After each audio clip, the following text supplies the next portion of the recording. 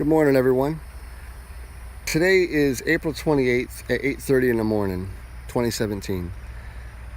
You're looking at a 2014 Tiger Explorer 1200, and I've got a question about the coolant. Now, this bike was in for its 20,000 mile service recently, and I had a problem with it leaking coolant after the service. I also had a problem with it leaking coolant after the 10,000 mile service.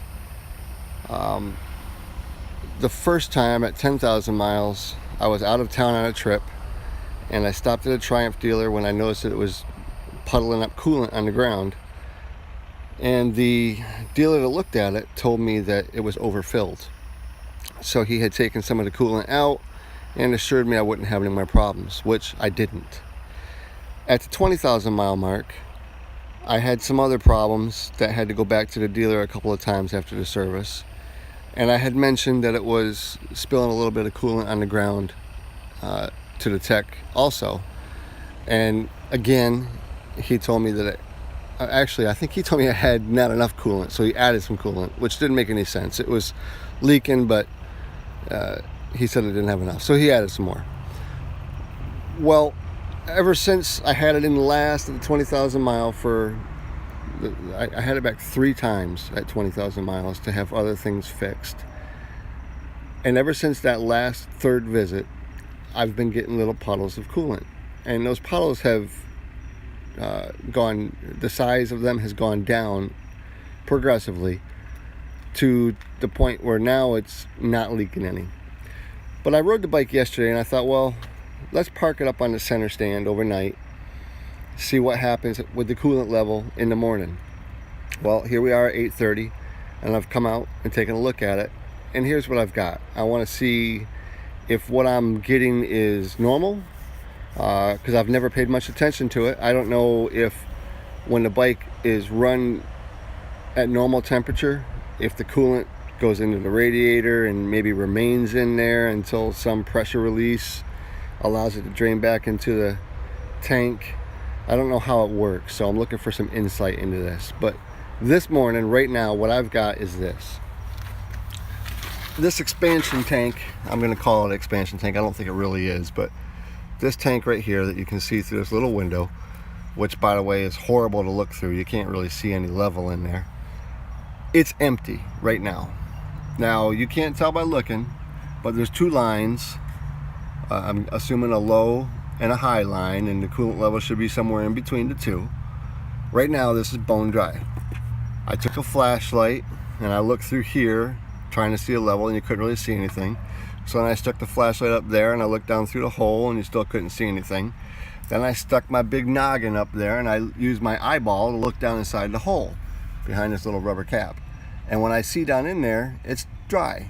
Now I'm going to put the camera up there and see if maybe it might focus. I'm not expecting it will, but I'm going to put it up there so you can maybe get a look at it. So be prepared for something to not focus right now. The tank is bone dry, if that's focusing and if you can see in there very well. So here's the thing. When I noticed that it was leaking, it was seemingly puddling up down here in this pan, and then it was parked on the side stand.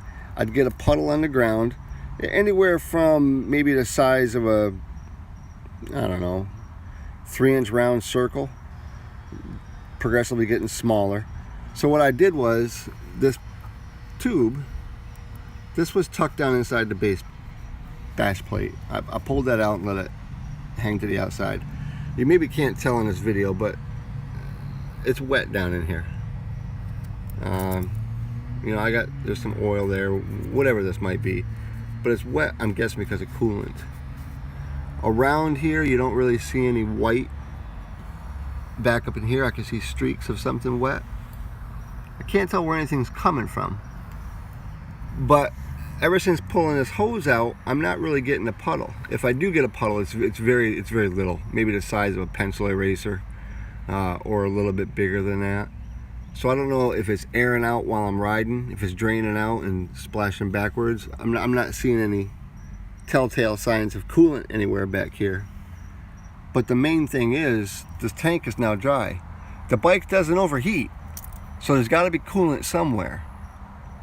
Before I go tearing into this bike and taking the plastics off and looking for loose hose connections or anything else like that, I'm wondering if somebody might be able to provide some insight as to how this coolant should look, how much there should be in it when the bike is cold. It hasn't been ridden now for, I had it out last night before dark, so about 24 hours ago, maybe a little bit less.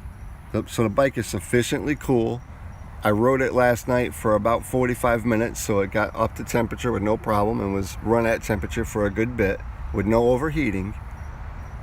But this is my condition right now, so if anybody can share any insight, I'd appreciate it before I start making a big stink down at the dealer. And I like the guy at the dealer, the tech. I like him. He's a nice enough kid, so I don't want to cause a big problem if it's just me overreacting. But I'd like to know what everyone else thinks. So feel free to comment, and I'll be looking forward to it. Thank you.